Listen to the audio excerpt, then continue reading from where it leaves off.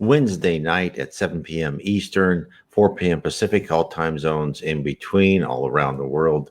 Our live stream on our Facebook site, Spiritism and the Spirit World Around Us. We are here every Wednesday, and also we're here every Sunday on Kardec Radio Facebook page. But tonight, we are talking, the major topic conversation is Know Thyself and Your Last Hours of Your Physical Life. And this is all from a book by Leon Denis in his book Here and Hereafter. It was nice about Leon Denis. You can look him up, Leondenis, and you can find a lot of his books that are on PDF, so you don't have to pay anything for them. I've bought some of his books through Amazon, through other places, but I also you can load them on your laptop or your phone, whatever. Read them while you're on the bus, ferry, or metro. And they're very interesting. He's an excellent writer, so I highly recommend you can download his books or buy his books. And he always has very pertinent information for people who are interested in the spirit world, Spiritism. He was called, an apostle of Allan Kardec. He came after Allan Kardec. He was alive, and Allan Kardec was alive, but he's very young at the time.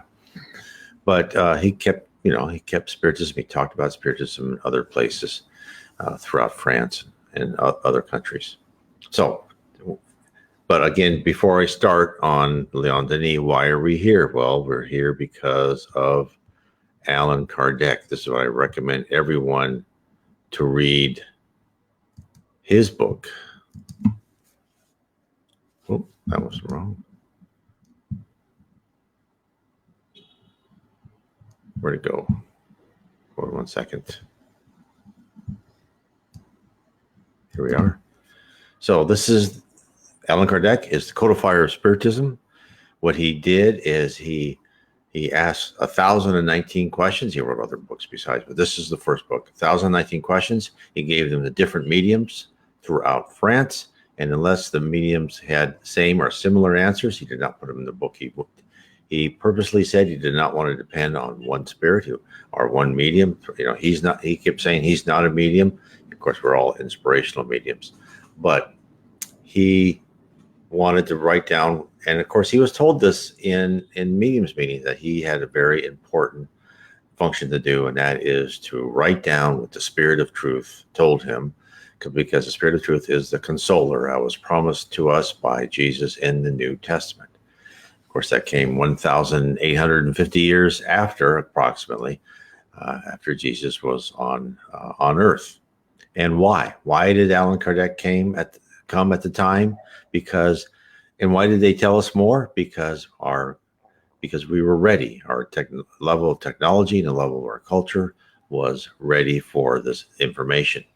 The great thing about Spiritism is not say, okay, I'm going to give you this book and then that's it. A lot of people interpret the Bible, and that's their certainly their free will to do so. But the spirit world tells us is that everything that's given to mankind is given to us at the level of their culture and technology at the time. So there's some things many things in the Old Testament where it seem awfully cruel to us. There's things in the New Testament that seem cruel to our culture too, and exclusatory.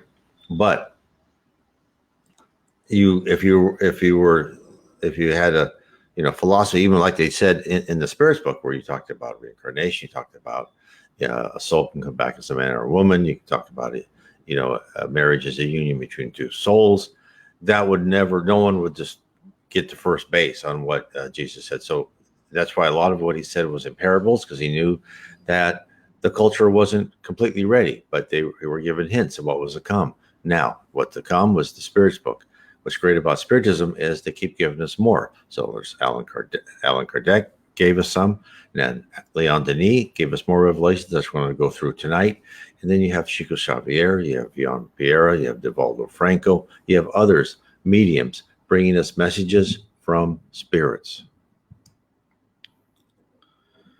So let's talk about what he says, know thyself. Let me bring this up while we're talking, because this is important. Let me read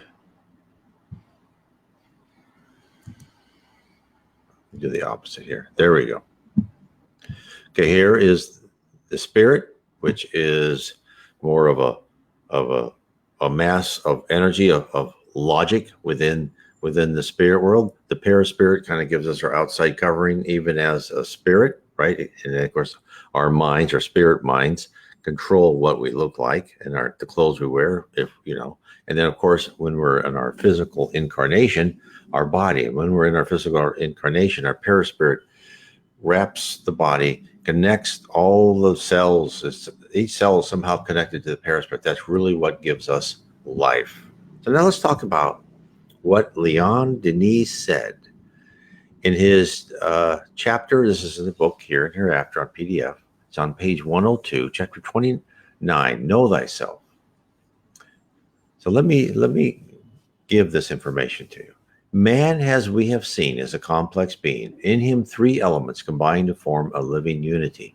These three are, and here's the picture, the body, a temporary material envelope, which at death we discard like a worn-out garment, right? That's called the corpo in Portuguese.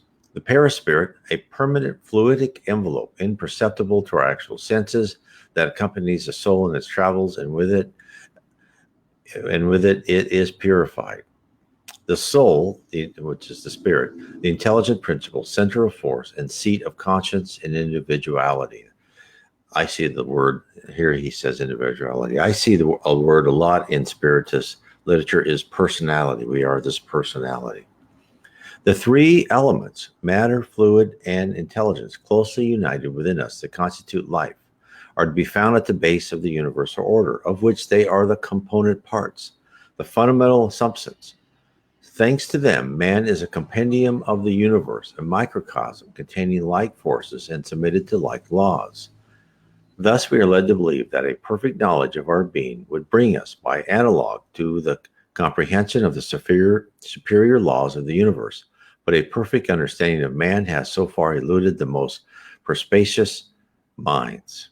The soul, disengaged from the material body and encased within its subtle envelope, constitutes the spirit, a fluidic being of human form, enfranchised from earthly restrictions, invisible and impalpable in its normal state.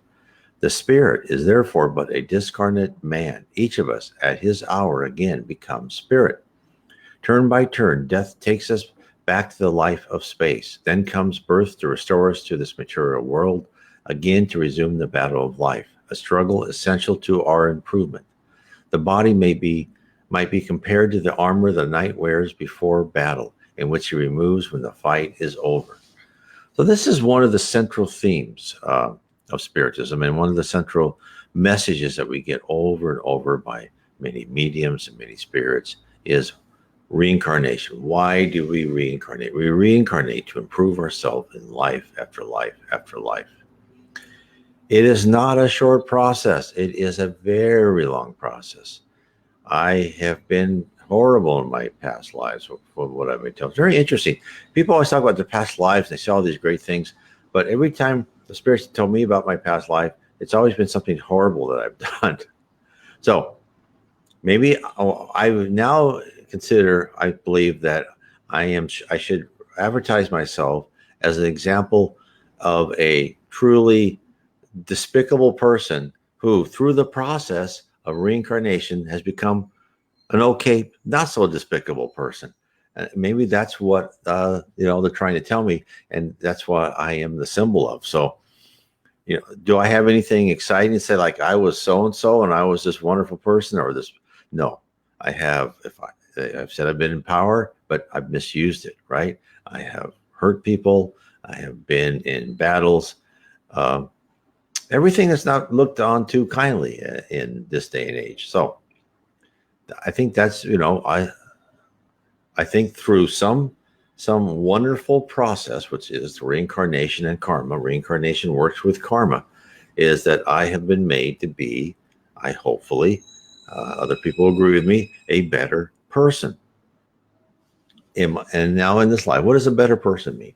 I haven't harmed anyone. I'm not successful by any means, by what our culture says. I'm not rich. I have been a middle, I've been a higher executive. Then I stopped that. and I couldn't take the lies I had to say and the things I had to do to employees. So I went back, and I was just a very, middle, uh, project leader, right? I didn't want anybody working for me. And when I did, sometimes, back and forth, it could be considered a middle manager. So that's all I was, right? No one could call me successful as far as money or anything like this, or power in this life. But I believe I'm probably happier than I've ever been since, when I found Spiritism. I feel that that's not important. I feel that now I think is what the spirit world is trying to show me is that, look, these are what you've been. That you are proof that by using karma, by using karma and by having one life decide what you're going to be doing in the next life over a long period of time, probably thousands of years, maybe much longer, you can become a better person. And that's why I bring to you. I mean, I try to, show this. So let me go back to what Leon Denis said about know thyself. This is very, very interesting. So the fact of the survival being experimentally established by spirit manifestations, it remains for us to learn what manner of life the soul leads after death and what is its position in the realm of space. To this great problem, we consecrate the fourth part of this volume. So he's going to talk about this. And I'm going to go over this probably within 2 nights. I'm going to go over more of your last hours, and I'll talk about the position of spirits in space next Wednesday. So what he's saying is this exposition of the place of the soul is therefore by no means mistaken for the conclusions of some imaginative theory or for the lucubration of a more or less plausible hypothesis, but as the veritable outcome of genuine revelations proceeding from departed spirits. Thanks to them, the life to come, heretofore so replete with uncertainty and obscurity, has been illuminated and unrolls itself before our own eyes like a painted canvas. Whereupon, guided by the experience of those who have preceded us, we may conjecture the respective positions that we are likely to occupy. What he said in one paragraph, as I've been trying to say in all sorts of different ways, and he says it really well, is, you talk about spiritism. What is spiritism? Well, spirits say, if you want to encapsulate, it's the golden rule. But what should spiritism, why is it important for us people on earth at this moment, to understand, to read, and to study? And what my take is spiritism has really lifted the veil. It's put into focus, where you've got movie scenes without a focus. I never liked those scenes. And yet now it's in focus. Is, when you, in other religions, it's kind of fuzzy. It's like, well, you're going to go to heaven and, are you an angel? You go in the clouds, you play a harp. Are you happy forever? You do nothing forever. Or, the pagan, the Vikings, they went to Valhalla, they fought, other religions say, well, no, you just kind of go to sleep and then until the great revelation by, Jesus Christ, and everyone's woken up. But what happens after you're woken up? What does that mean? You're just, you're perfect spirits. What do you do when you're a perfect spirit, right? What's your job? Are you just going to sit there and do nothing all along, forever? And as they say in the Spirits book, doing nothing forever, that is a definition of hell, right? You don't want to do that. You want to stay intellectually engaged. So what does Spiritism really give to us? It gives us clarity. It tells us where we are today within this human body, but it really, more importantly, tells us what is waiting for us. Exactly. No, there's all sorts of things, but it gives us enough of a hint. It's like, it gives us enough of a hint that, let's say you are a high school student and you know what high school's like, but you want to go to college.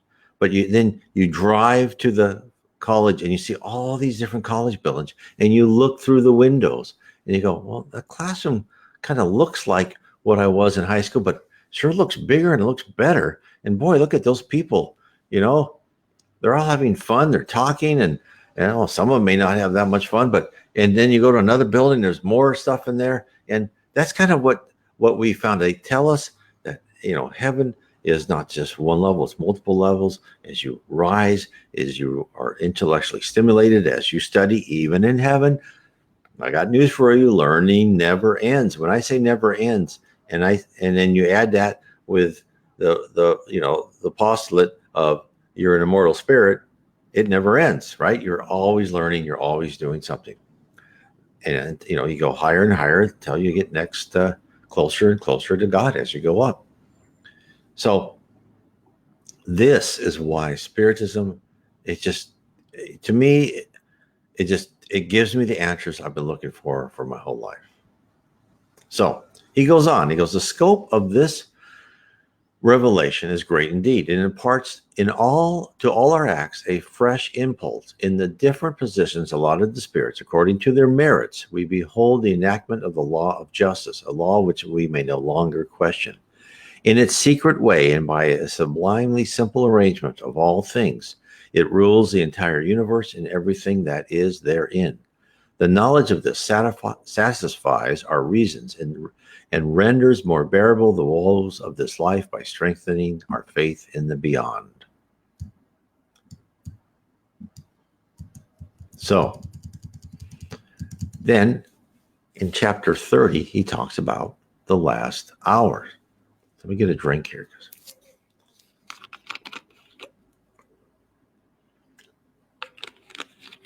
This is what Leon Denis said about the last hours of death. Of course, it's different for your different how you are on earth. And he goes through this.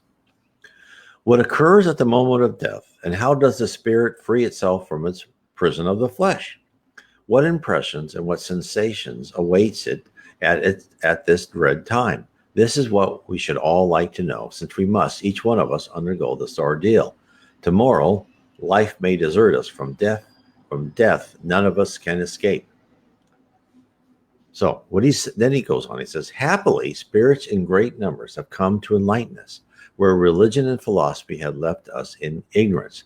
They teach us that the sensations which precede and follow death are infinitely varied and depend above all upon the character, merits, and moral elevation of the departing spirit. Okay. And that's what I've read in all sorts of things, even messages after Leon Denis wrote his book, was in the 1800s. And so that should be one of the reasons, one of the motivations for people. Okay, how do I have a good death, right? Because what you're thinking, how do I have a good transition by taking off this body and go to my next job? How can I make that pleasant and wonderful? Well, he just tells you, study, get yourself morally and spiritually elevated, right? Improve your character, take out the primitive emotions, hate, jealousy, stop gossiping at work, all those things that we all love to do. I've been trying to stop. So then he goes on to say the separation is almost invariably slow, and the extrication of the soul takes place very gradually. Sometimes it begins a long while before death sets in, and is only complete when the last fluidic ties that unite the body to the perispirit are sundered. The impression experienced by the soul is the more painful and prolonged as these ties are stronger and more numerous. The soul, permanent cause of life and sensation, experiences all the commotion and all the rendering of the material body. Painful to some and full of anguish to others, death comes like a sweet slumber followed by an enchanting awakening.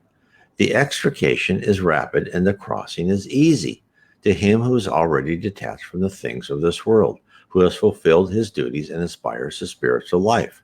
On the other hand, a prolonged agony and struggle await the spirit attached to the things of the earth that has courted only material pleasure, neglecting to prepare for its irrevocable journey. So we are being told that we are, let me move this down here. We're being told that as we act on earth, right? So will our death be. As we act, as we study, as we demonstrate, are trying to be a better person, our transition from getting rid of our physical body to the spirit world will be much more pleasant.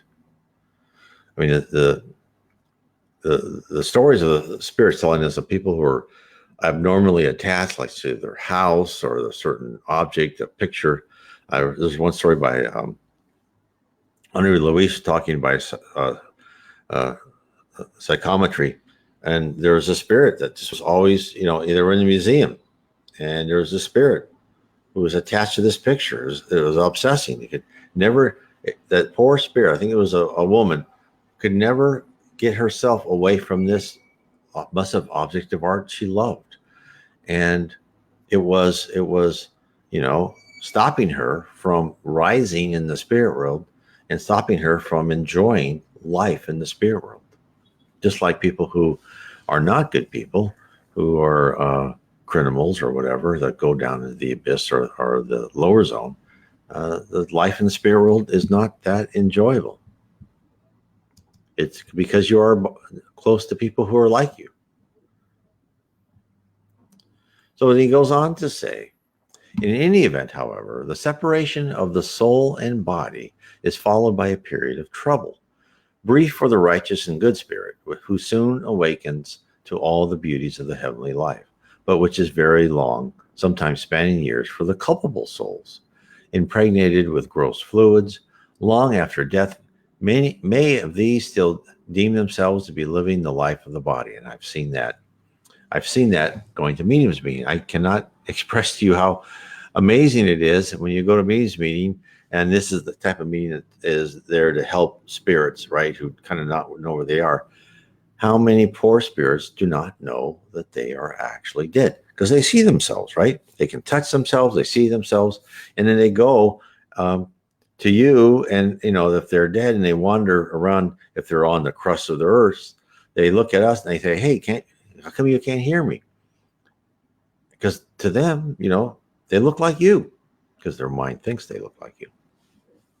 So it is amazing that, and the poor souls are trapped and they don't know what's going on. Some people are in the umbrella even deeper. They have no idea of how long they're going to be there. They don't even know how to get out of that. Well, there's no punishment forever, no matter how bad. And I think I may be proof of that. No matter how bad you are, and I'm sure I've been in the umbrella, you'll figure out, if you start changing your character and your attitude, and you want to be nice and caring and charitable and fraternal, you will rise, and the spirits from above will come and help you out of that location. But a lot of people don't even understand that yet. And in fact, that's why medium meetings are very important in spiritist centers, because they tell in the mediums meeting, they'll bring spirits in and they'll talk to them and say, "No, this is what you have to do," and they'll help them. And then you think, well, why can't a spirit just go down and tell them? And that's a great question. And the answer is, they won't listen to other spirits. They want to listen to who they think is a human. They want that brief connection to the physical human. That's kind of helps them make up their mind. Okay, so long after death, many of these still deem to be living the life of the body. They mistake the paraspirit for another carnal body, subjected to the same habits and sometimes even the same physical sensations as during the earthly life.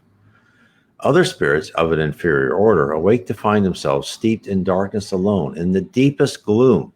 They are overcome by terror and uncertainty. Criminals are tormented by the awful and constant vision of their victims. So let's talk about that. So another book I read, Paul and Albert by G. Bao Owen, they're talking about, okay, you still think you have a body and you still have the same physical sensation. So if you are, if a person is a drug addict or an alcoholic, when you die, you're not like, oh, I don't need that anymore. No, you are still obsessed after more alcohol. That's why these spirits who roam the earth with, alcoholics in their physical bodies, those poor people will actually be, they try to tell them, yeah, take more drink, because they want to get next to you and feel the sensation of you drinking, or you shooting up, or whatever you're doing. They want to feel that because they miss it so much. In fact, there was this passage in the book that they were talking about the lower zone, and and the group of spirits went there, and they were talking to like the chefs, the mafia bosses of groups within the lower zone, and they said, no, we don't even make alcoholic slaves for what we want to do, because they're worthless, right? All they want to do is get that feeling of alcohol again. It's really sad. So they must spend a long time in the lower zone and below for them to get back to where they need to be. That's why you don't want to ever do anything. Don't be addicted to any type of drug or substance. It's not good for you. So now the next thing about it, okay, they still think they have the same body. In the book, as I was saying, Paul and Albert by G. Val Owen, there's a scene where Paul, who was a doctor in London, he died, and he went to down to the abyss, or deep into the lower zone. I'm not sure which one.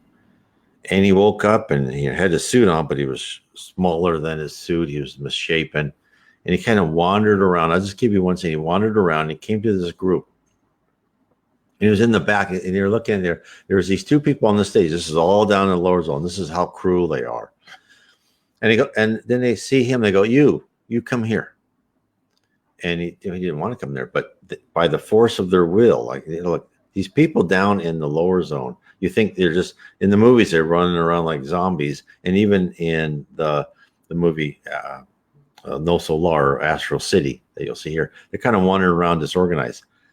Part of that's true. In a lot of areas, there are a lot of disorganized, but in other areas of the Umbral, there are cities, there are organizations, they're run by, pretty bad dictators, and you just do what you're told, or they'll whip you, right? So, this is the kicker. You can't be killed. So anyway, to go on with Paul, the guy said, no, you come here. And he goes on the stage. Oh, we have here a doctor who wasn't very good to his patients. Well, let's point out the parts of the body. And they strapped him. And then they stripped him. And then, of course, in his mind, right? Then they started, and then they had a knife. He goes, let's look at the heart. And they cut open his chest and took the heart out. Then they cut open, and they just cut him to pieces. And then afterwards, and they made fun of him. They were sarcastic. And he was just in great agony, but he wasn't dying because there's no, he wasn't dying. Then they threw all the pieces in the cave. He must have went out and with shock or whatever. And he woke up, his body was there again. Why? Because he can't be killed. His body was right there. Oh, hello, Jacob. Glad to see you here. So this is why when people are on the lower zone, are even lower than that, you can have other evil spirits, bad spirits, ignorant spirits, I should say, can try and give you pain. And they can also, if their will is greater, they can force you to do what they want you to do. So this is what, and so if you're a criminal, right, if you think you're really some heck of a bad guy, but then you go down to where the real bad guys are, I think you'll be surprised of how really that you are living in an environment that you deserve to be in, right? Karma. And that's how the spirit world, how does spirit world fight evil? They use evil, fight evil. That criminal goes in there and says, oh, this is horrible. People are treating me terrible. Then you're going to start changing your attitude, aren't you? So he goes on to say, the hour parting is a cruel one for the spirit of him who believes in annihilation. He clings desperately to this life, which is slipping away from him. At the supreme moment, doubt overwhelms him. He beholds fearful world yawning like an abyss at his feet, and fain would retard the beginning of his fall. Out of this, there arises a terrible struggle between failing matter and the soul, which is desperately bent on retaining its hold upon its miserable body. Sometimes, as if riveted to it, it hangs on until decomposition has entirely set in and feels, to borrow the expression used by a spirit, the worms gnawing at its flesh. And I've read about this before, where spirits will see. They'll see down in the ground, right? It'll be like transparent to them. They'll see their body decaying because they're still attached. They don't know anything else except being attached to that body. He goes on to say, The spirit, purified by pain and sacrifice, beholds its past recede and sink further and further into remoteness, with all its bitterness and vain illusions, until finally it vanishes, like the mists that creep over the land at dawn and fade away with the coming of the sun. The spirit then finds itself in suspense between two sensations, that of the material world, which is vanishing, and that of the unknown life, which is arising before it. The new life it already perceives dimly as through a mist, full of mysterious charm, dreadful yet desirable. Soon the light grows greater, not the familiar astral rays, but a spiritual, omnipresent radiance. Slowly it attains, bathes, and penetrates the spirit, and with it comes a sensation of happiness, a blending of youth, strength, and serenity. This is for good spirits, right? All of a sudden they feel this. The spirit joyfully plunges into this rejuvenating flood, and in it leaves all fear and uncertainty. Soon thereafter, it feels able to detach its gaze from the earth, from the weeping friends who surround its deathbed, and to look upwards. Above it are the vast heavens, and in them other beloved beings, the friends of a bygone past, younger and more beautiful and more alive than ever on earth, who are come to greet and guide the spirit through the realms of space. With these it speeds on and ascends until it has attained such ethereal regions as its degree of purity allows. Here its troubles are at an end, new faculties awake, and its happy destiny begins. He goes on. This is a very good description of what I've read in other ones, is that, the people who go to a level of heaven, and they've said this in NDEs, right? Where someone has an NDE and they say, well, don't hug, don't be here too long because you won't want to go, because they'll just feel this love, right? They'll feel that, I think I felt just a couple times in my life where I just feel just totally bathed in love. And it's a wonderful feeling. And, who would want to leave that? So he goes on. The entrance into the new life evokes a great variety of sensations, which are graduated according to the degree of excellence of the spirit. Those, and there are many, whose life has been marked neither by startling misdeeds nor by signal merit, at first find themselves overcome by a state of torpor, sleepiness, and of profound dejection. Then comes a shock that violently perturbs their being. The spirit slowly leaves its envelope as a blade is drawn from the sheath. Finally, it discovers itself to be free, but timid and hesitating. It dares not make use of its freedom and remains, rooted by fear and by habit, in the spot where it had dwelt. It continues to weep and suffer with those who shared its life. Time passes, unmeasured by the outcast spirit, until other spirits come to soothe and advise it, when it finally manages to sunder its last earthly bonds and to rise into brighter regions. So these are people who are not sure what's going on. They're not that spiritual. They've led a decent life. They're certainly not going to go down to the lower zone or the abyss, but they really don't know what to look for. And they're still attached to the earth because that's all they've known. They've not really ever explored the spiritual side. That's why it's important to read and study, right? To think about these things. So he goes on to say, in a general way, the liberation of the soul is less painful after a long illness, which has the effect of gradually loosening the cardinal bonds. Sudden and violent death, occurring when the organic life is in full flow, causes a painful rendering of the soul and casts into a state of prolonged commotion. Suicides fall prey to horrible sensations. For years they endure the anguish of the last hour and discover with terror that they have exchanged their earthly sufferings for others that are worse. And I talked about this in the last Sunday on reincarnation, what happens to suicides.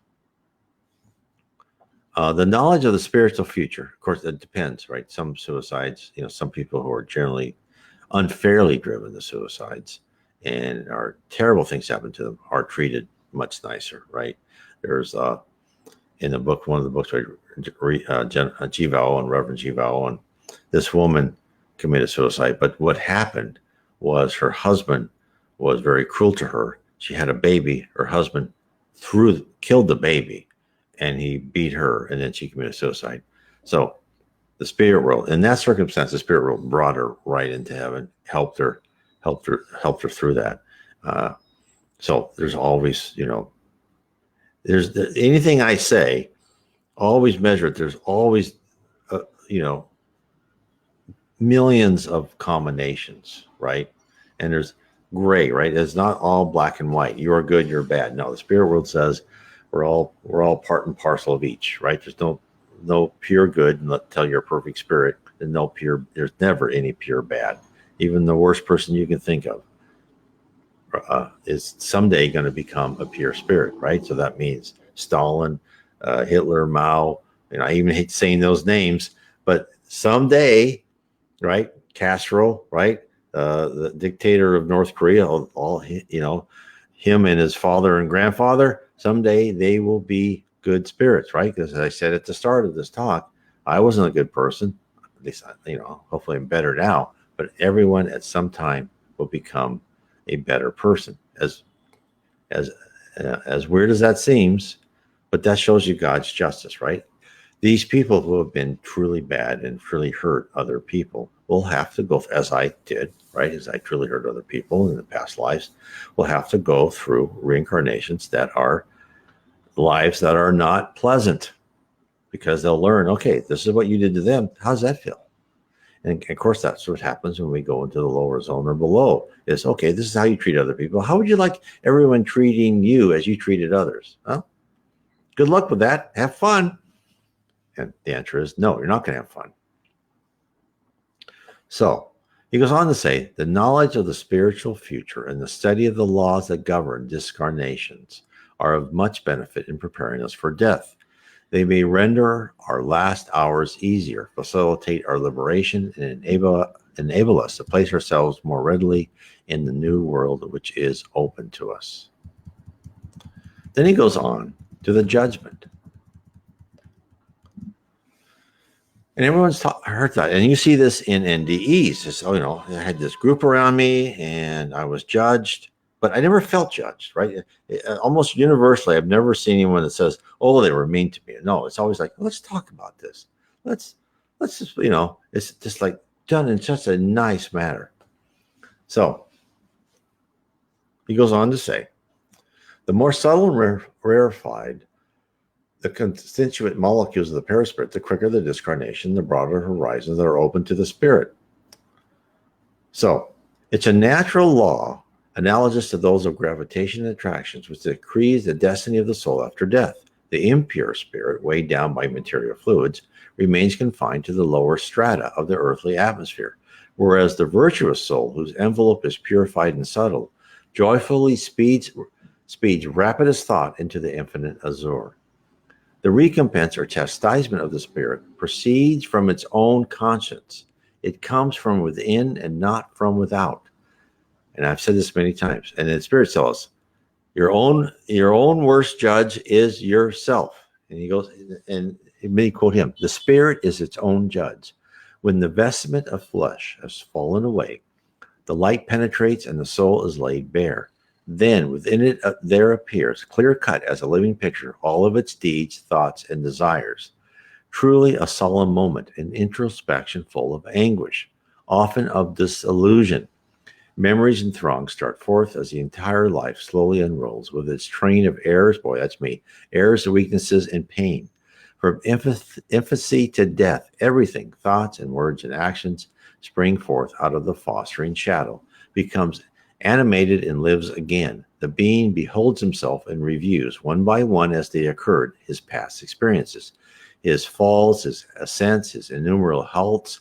He computes the stages accomplished, measures the distance covered, compares the good to the evil realized.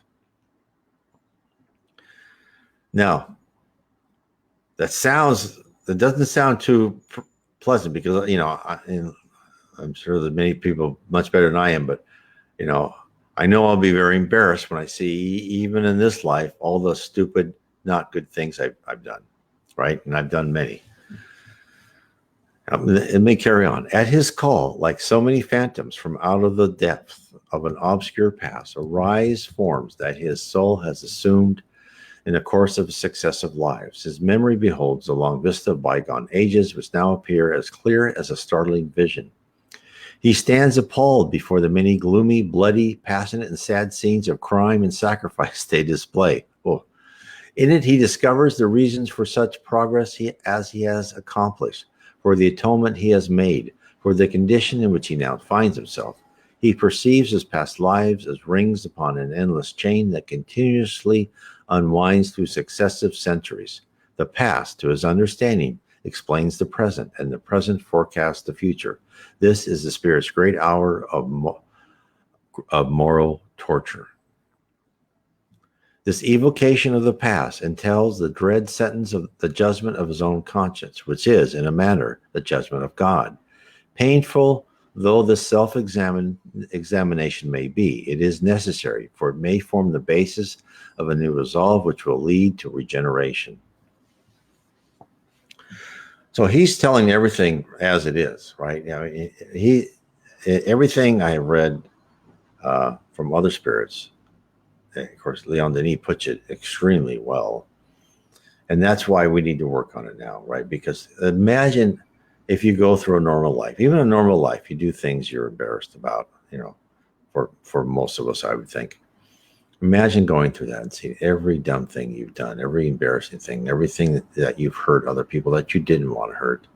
That's why try to stop. I mean, I wish I had understood and lived Spiritism much sooner than I had, right? But be that as may, I'm trying to be better now. That's why so lucky are the people who are learning about Spiritism in an early age, because you don't want to do that. You don't want to go through these scenes in your head of things that you do that are not good to other people. And so the job's not easy, right? It's not, and the spirits know, look, everyone knows we're not going to be perfect. Everyone knows we're going to do dumb things. So don't be, too worried about this. And because we're on Earth, and we're on Earth, not, as I said before in other talks, we're on Earth to become intellectual giants. We're on Earth to really fix this personality of ours, to rip out the evil, I shouldn't say evil, the wrong primitive emotions, and replace them with enlightened emotions, love and charity, understanding. It doesn't mean, as I said before, again, doesn't mean you have to be a pushover. Don't be passive, right? You can use your mental energies and your focus to, get what you think is correct and right. But it does tell us, right, that we need to be good, understand the other point of view, let people speak, right? The means justify the end, right? It's not the end justifies the means, right? You make progress by being good to people, not by censoring them, not by yelling at them, etc. So I'll carry on. The soul's degree of purification, the position it occupies in space, represents the sum total of its progress and gives the measure of its value. Such is the unerring sentence that decrees its fate beyond appeal. Profound harmony, marvelous simplicity which no human institution could reproduce. The principle of affinity ordaining all that is in the heavens and assigning each to his place. There is neither judge nor jury, nothing but immutable law executing its own just sentences through the natural play of spiritual forces and according to the use of which they are put by the free and responsible soul.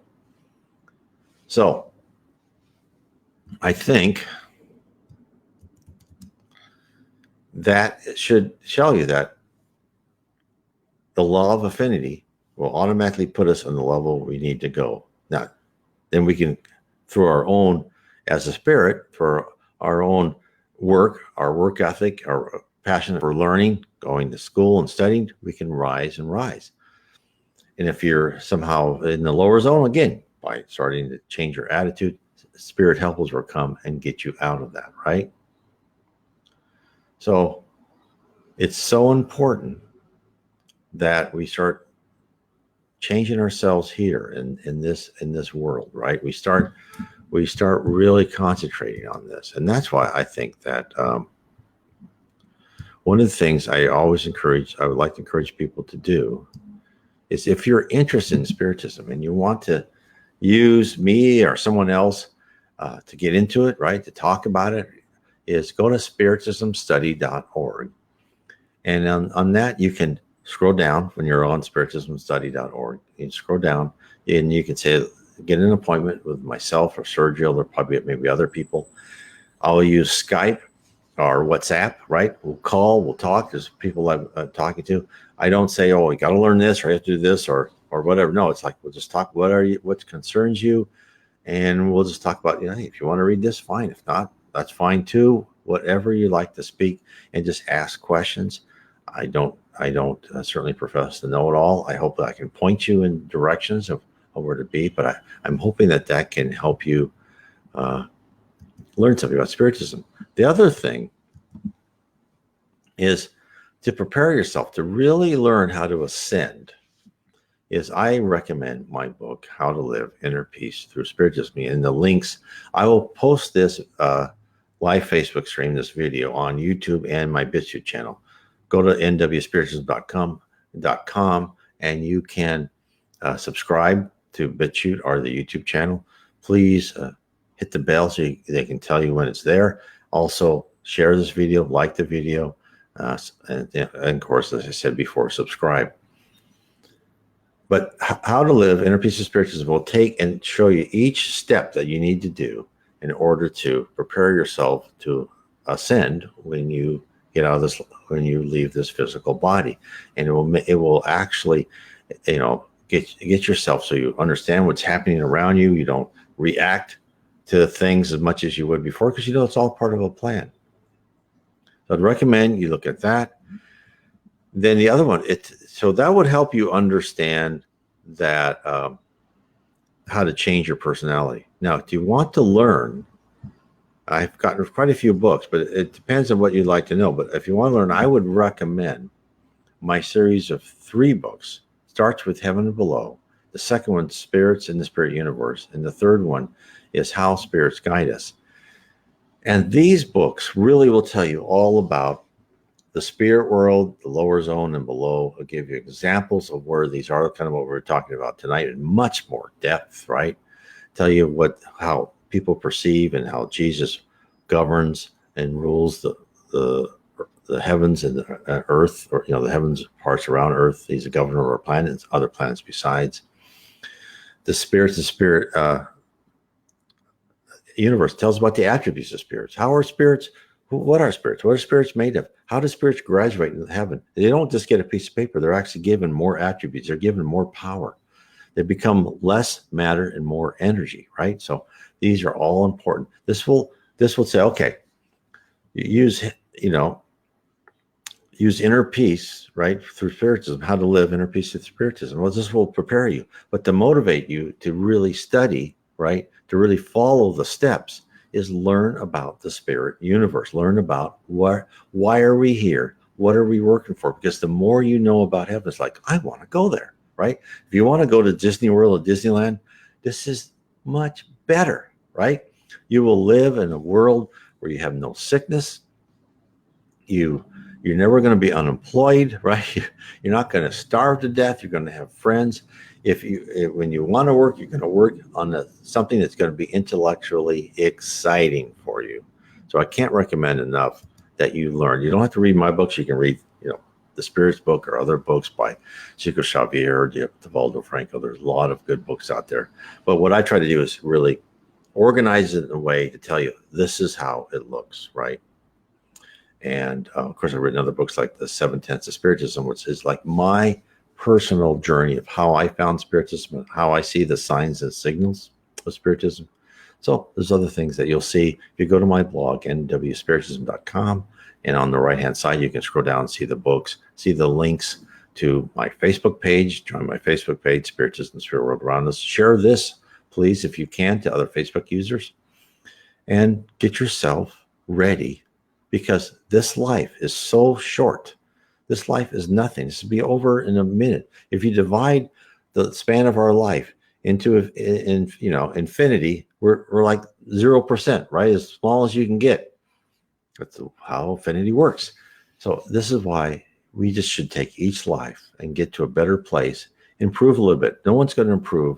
No one's going to improve like this, right? It's not going to be perfect right away. It's going to take us a while. So be patient with yourself. Don't kill yourself. Don't beat up on yourself.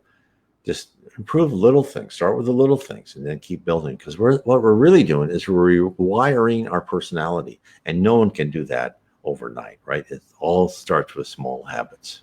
Anyway, I want to say God bless everyone tonight. I had a wonderful time, and I hope to see you back here next Wednesday. Also, remember Sundays on Kardec Radio, and of course, my YouTube channel. Please